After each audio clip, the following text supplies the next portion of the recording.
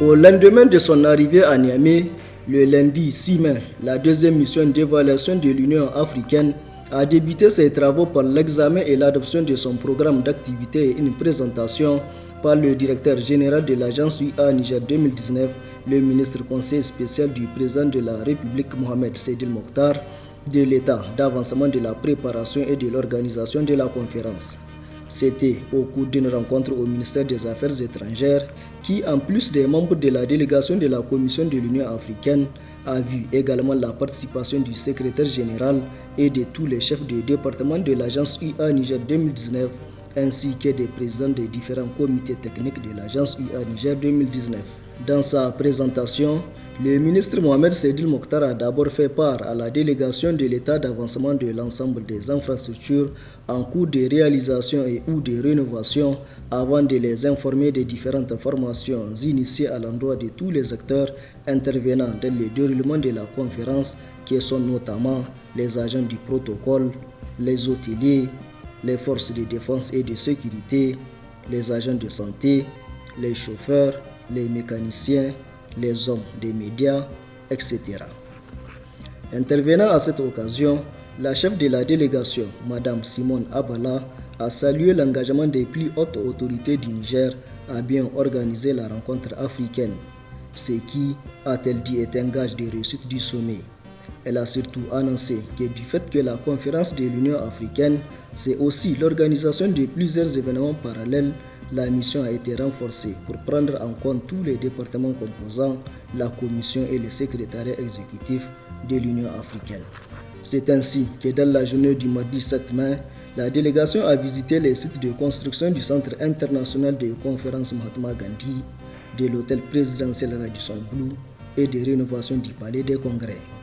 Dans l'après-midi, la mission a tenu des rencontres sectorielles avec les équipes techniques intervenant au niveau du Centre international de conférences et du Palais des congrès et eu des échanges sur la question de la ZLECAf, ces projets de l'Union africaine portés par le président de la République Issou Mahamadou et dont l'entrée en vigueur est prévue à Niamey. Le mercredi 8 mai, les membres de la mission de la Commission de l'Union africaine ont visité l'aéroport international Diori Hamani de Niamey, où des travaux de modernisation et de rénovation sont en cours et qui comprennent notamment la construction d'un nouveau terminal, une très grande extension des parkings avions, un pavillon présidentiel, un nouveau terminal fret et bien d'autres travaux connexes. Ils se sont ensuite rendus sur les sites de construction des hôtels Noum et Bravia, où ils ont constaté que les travaux avancent normalement. Le jeudi 9 mai, les visites de terrain ont continué avec des rencontres sectorielles avec les comités médias et communication et intiques, mais aussi des échanges sur les événements parallèles prévus en marge du sommet. Au cours de cette même journée, la directrice du département des affaires sociales au sein de la Commission de l'Union africaine, Mme Mariama Mohamed Sissé, a eu un entretien avec la première dame Hadja Aïssata Issoufou. Leurs discussions ont porté sur le sommet de l'Organisation des premières dames d'Afrique pour le développement qui se tiendra en marge du sommet des chefs d'État. Cette rencontre sera la 23e du genre et regroupera l'ensemble des premières dames d'Afrique autour des mêmes sujets dont débattront les chefs d'État.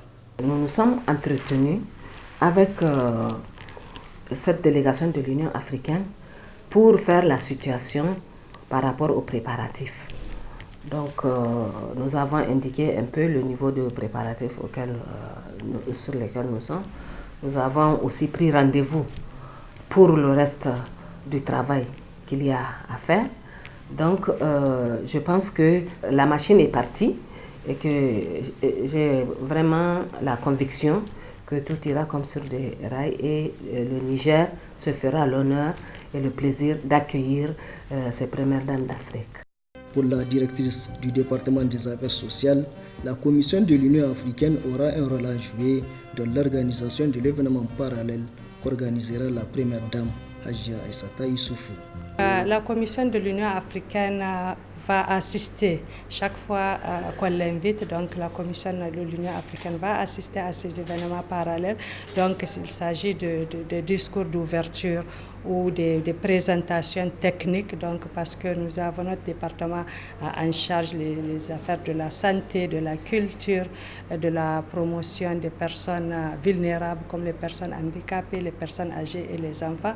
Donc chaque fois qu'il est de besoin, si le pays nous sollicite, donc la commission sera là pour soutenir les activités ou les actions menées par les premières dames et par le gouvernement en général. La journée du vendredi 10 mai a également été consacrée à des visites de terrain, notamment au niveau de la cité de l'Union africaine, une cité construite sur un terrain d'environ 2 hectares sur la corniche de Yantala aux abords du fleuve. Elle se compose de 15 villas duplex R+1 de type présidentiel dans un cadre totalement sécurisé. La mission a aussi visité des villas du Conseil de l'Entente et la résidence Riverside. Le même jour, la directrice du département des affaires sociales a également eu un entretien avec la première dame, Dr Lalla Malika Issoufou. Ainsi, la première dame, Dr Lalla Malika Issoufou, à travers sa fondation Tattalin Iyali, a prévu, dans le cadre des événements parallèles de la conférence, plusieurs rencontres sur des thèmes cruciaux. Nous avons discuté avec la délégation de l'Union africaine par rapport aux événements parallèles que la Fondation Tattali Iyali compte organiser, des événements parallèles qui seront axés sur le cancer, sur l'immigration clandestine, sur l'éducation de la jeune fille, le mariage des enfants, l'autonomisation de la femme et sur le handicap. La Fondation Tattali est prête pour accueillir ces différents événements parallèles. À l'issue de l'entretien, Madame Cissé dit avoir échangé avec la première dame sur les événements parallèles que sa fondation Tattalin Iyali va organiser en marge de la conférence de l'Union africaine. En ce qui concerne les événements parallèles, je peux dire que le Niger est fin prêt pour ces événements que nous allons organiser donc en collaboration avec le gouvernement du Niger et en collaboration aussi avec la fondation de la première dame. En outre, la directrice du département des affaires sociales de la Commission de l'Union africaine, Mme Cissé Mariama, a eu une rencontre d'échange et de partage d'informations avec la ministre de la Promotion de la Femme et de la Protection de l'Enfant en présence de ses partenaires techniques et financiers. Au cours de l'entretien, la ministre Mme Elbak Zainab Bako a porté à sa connaissance le contenu du panel que son ministère entend organiser. Ce panel axé sur la promotion de l'autonomisation de la femme se déroulera autour de 4 thèmes importants, à savoir la protection sociale, la promotion du genre, l'emploi et l'entrepreneuriat féminin, la transformation, la conservation et la conservation des produits agro-silvopastoraux, tout en précisant que le Niger dispose déjà de tous les instruments juridiques nécessaires à l'émancipation de la femme et de la fille à travers l'éducation de l'enfant. Nous avons déjà tenu une première réunion avec l'ensemble des partenaires qui sont sur place au Niger et c'était une réunion d'information. Ils ont été informés par rapport au thème parce que nous voulons faire de la promotion de l'autonomisation de la femme en Afrique. Et cette première réunion qui a en tout cas mis ensemble tout le monde, les gens ont compris que le Niger en tant que membre, n'est-ce pas, de l'Union africaine partage la même vision que l'Union africaine à travers notre ministère, le ministère de la Promotion de la Femme et la Commission des Affaires sociales de l'Union africaine. Donc c'est vraiment un panel qui sera partagé et que nous voulons vraiment faire de l'autonomisation un cadre bien créé et un cadre qui peut, que ce soit au monde urbain ou au monde rural, ce cadre-là peut bien servir la femme. Comme la première fois, le programme de cette mission a essentiellement consisté en des visites de terrain sur les sites des différents projets d'infrastructure initiés en prélude de la tenue de la conférence, mais aussi en des rencontres avec les différents acteurs intervenant dans le processus. À cet effet, les membres du comité santé de l'agence UA Niger 2019 et le responsable de la direction des services médicaux de la Commission de l'Union africaine ont visité plusieurs centres de santé publics et privés, des pharmacies, des maisons d'assurance afin de se rendre compte des dispositions prises pour une meilleure couverture sanitaire de la conférence. Sur le plan sécuritaire, le chef des services de sécurité de la Commission de l'Union africaine a rencontré également les forces de défense et de sécurité pour s'enquérir des dispositions prises aussi bien sur les sites devant abriter la conférence qu'au niveau des différents lieux d'hébergement des participants. La délégation de la Commission de l'Union africaine a pu également apprécier les niveaux très avancés de formation reçus par certains acteurs clés de la conférence, qui sont notamment les agents de protocole, les hôteliers, les forces de défense et de sécurité, etc. En fin de ce jour, la mission a tenu une réunion de synthèse dans les locaux de l'agence UA Niger 2019 où chacun des membres de la mission a pris la parole pour tirer les conclusions de ces constats sur le terrain. Ils se sont tous dit satisfaits des dispositions prises par le Niger pour acquérir ses frères d'Afrique et ont noté des progrès importants dans l'organisation et la préparation du sommet, exprimant leur optimisme quant à sa bonne réussite. Résumant la mission, Mme Simone Abala a remercié l'agence UA Niger 2019 pour toutes les facilités offertes dans la bonne conduite de la mission et a jugé satisfaisante l'évolution des travaux. Je tiens à vous rassurer, nous sommes satisfaits, surtout pour ceux qui sont venus ici pour la première fois. Nous sommes satisfaits de l'évolution des travaux. Le Radisson est pratiquement en voie de finition. Je crois qu'ils vont tenir les délais. Nul doute parce que nous avons vu, le mobilier est déjà installé. L'aéroport, véritablement, nous avons été ébahis même parce qu'on a trouvé une structure, on a trouvé des ferrailles. Aujourd'hui, nous voyons même que les ceintures pour les bagages ont déjà été installées, les cabines d'immigration sont déjà installées. Tout est presque prêt. Donc, c'est un sentiment de satisfaction.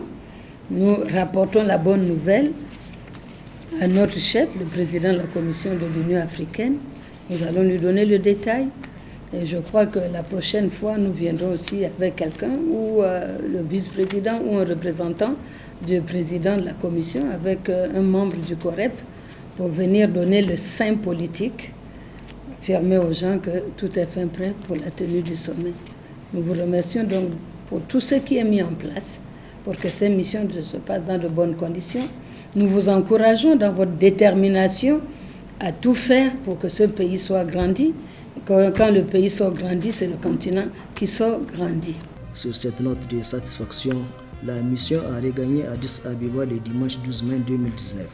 La troisième et dernière mission d'évaluation aura lieu au cours de la première quinzaine du mois de juin. 2 jours après le départ de la mission, et pour couronner le tout, le Niger et la Commission de l'Union africaine ont signé l'accord de siège devant faciliter les conditions matérielles et techniques de la tenue de la conférence. Le directeur général de l'agence UA Niger 2019 s'est réjoui de cet aboutissement majeur. Nous venons de signer l'accord de siège entre le gouvernement de la République du Niger et la Commission de l'Union africaine pour l'organisation matérielle et technique de la conférence des chefs d'État et de gouvernement africain que notre pays va abriter du 4 au 8 juillet prochain. Cet accord définit les principales obligations des parties. Mais la deuxième session qui se tient au mois de juillet est accueillie par un pays dont les conditions sont jugées satisfaisantes par la Commission de l'Union africaine. Et la satisfaction de ces conditions-là passe par un cahier de charges qui est soumis au pays.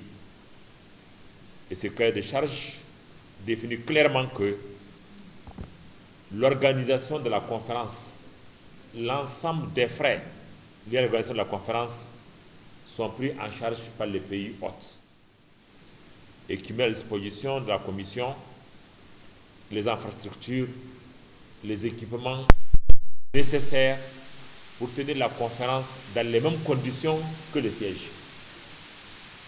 Et c'est ça que nous avons signé ce matin.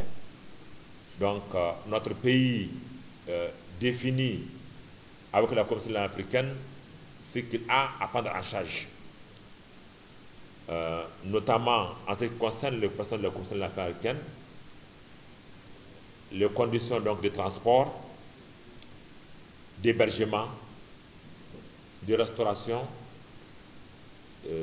de santé et de sécurité, mais également quels sont les privilèges qui sont accordés aux délégations conduites par les chefs d'État et de gouvernement ou autres personnalités pour lesquelles le Niger est obligé d'offrir un certain nombre de communautés, notamment l'hébergement des chefs de délégation, le transport des chefs de délégation et également un certain nombre de communautés qui sont offertes. Et c'est pour ça que je vais lancer un appel, en tout cas, pour que l'ensemble des Nigériens se mobilisent pour donner une meilleure image de notre pays. Pour répondre à l'appel sur le président de la République, vous le voyez aujourd'hui, tous les soirs sur nos écrans de télévision, le président de la République et le Premier ministre lancent un appel continu aux Nigériens pour se mobiliser, pour faire de ce sommet une réussite et pour donner une bonne image de notre pays.